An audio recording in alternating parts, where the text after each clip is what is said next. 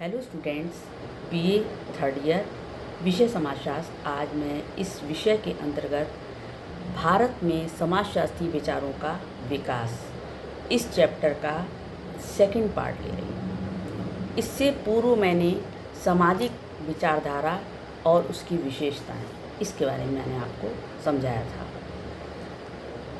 अब भारतीय जो सामाजिक विचारधारा के विकास की बात जब आती है तो इसको 4 युगों में बांटा जा सकता है। नंबर 1 आदिम सामाजिक विचार, दूसरा वैदिक कालीन सामाजिक विचार, तीसरा मध्यकालीन सामाजिक विचार और चौथा आधुनिक सामाजिक विचार। अब मैं लेती हूँ कि आदिम सामाजिक विचार। आदिम युग जो है वो प्रारंभिक युग माना जाता है। आदिम युग प्रारंभिक युग को कहा जाता है। इसमें क्या था कि भारत में सामाजिक विचारों का प्रारंभ आर्यों के आगमन से हुआ था। आर्यों और अनार्यों के मन में आत्मरक्षा की प्रबल भावना काम करती थी और जो विजय और पराजय की समस्याओं ने भी आर्यों के चिंतन को प्रभावित किया था। लोक कथाओं, लोक वार्ताओं, धर्मगाथाओं आदि में ये सारी चीज़ें पाई जाती हैं। आदिम जो सामाजिक चिंतन है उसमें देवी देवताओं, जादू टोना और आत्मा के बारे में विवरण देखने को मिलता है। भारतीय लोक कथाओं, लोकगीतों, धार्मिक गाथाओं, इन सब में ये सारी चीज़ें पाई जाती है और उससे पता चलता है कि आदिम सामाजिक विचारधारा क्या थी। दूसरा है, इसके बाद आता है कि प्राचीन भारतीय चिंतन के प्रमुख स्रोत क्या थे। प्रमुख स्रोत सबसे पहला था धर्मगाथाएं, कि जो धर्मगाथाओं में लोक चिंतन के उन विचारों का संग्रह है जिनमें सृष्टि, मनुष्य, सूर्य, चंद्रमा, जीव जंतु आदि का उल्लेख पाया जाता है। भारतीय धर्मग्रंथों में मनु को सर्वप्रथम मानव दर्शाया गया था। जब प्रलय हुई थी तो ब्रह्मा ने सबसे पहले जो सृष्टि की रचना की थी वो मनु के रूप में की थी। तो इस तरीके से धर्मगाथाओं में इन सब की चर्चा मिलती है। और दूसरा है पौराणिक गाथाएं। पौराणिक जो गाथाएं हैं उनमें क्या था कि सृष्टि की रचना, इष्ट देवता, महापुरुषों के कार्यों का वर्णन मिलता है।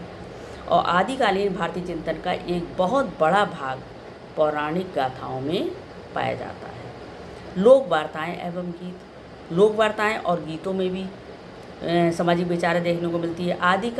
आदिकाल से ही भारतीय लोकगीतों और वार्ताओं में देवी देवताओं, पशु पक्षियों, राजा रानियों, महान पुरुषों आदि के चमत्कारिक कार्यों का उल्लेख पाया जाता है। लोकोक्तियाँ हैं, मुहावरे हैं, कहावतें हैं, इन सब में जो है वो ये विचारधारा पाई जाती है, देखने को मिलती है। फिर आता है कि प्राचीन भारतीय सामाजिक चिंतन की विशेषताएं कौन कौन सी हैं। पहला है स्पष्टता का अभाव। ये जो विचारधारा थी इसमें कोई स्पष्टता नहीं पाई जाती थी, ये स्पष्ट नहीं थी। दूसरा था स्थिरता एवं व्यवस्था का अभाव। स्पष्ट स्थिरता नहीं थी इसमें। प्राचीन सामाजिक विचारों में हमें तारतम्य, क्रम और व्यवस्था का अभाव देखने को मिलता था। तीसरा सामाजिक समस्याओं का अभाव था।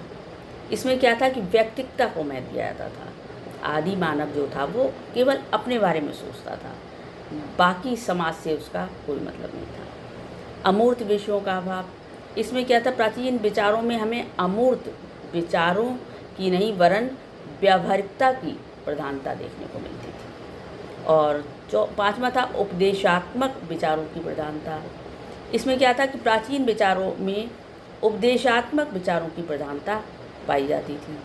मुखिया को क्या करना चाहिए और क्या नहीं, ऐसे विचारों की प्रधानता थी। व्यापकता का अभाव था इसमें। प्राचीन विचारों का विस्तार परिवार, गोत्र, नातेदारी और विभिन्न व्यक्तियों के अधिकारों तक ही सीमित था, इसलिए व्यापकता नहीं थी इसमें। सामाजिक चिंतन में समानता।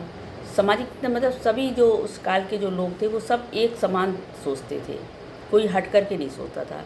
जैसे उस समय के लोगों की विचार शक्ति, बौद्धिक स्तर और सामाजिक समस्याओं में पर्याप्त रूप से समानताएं थीं।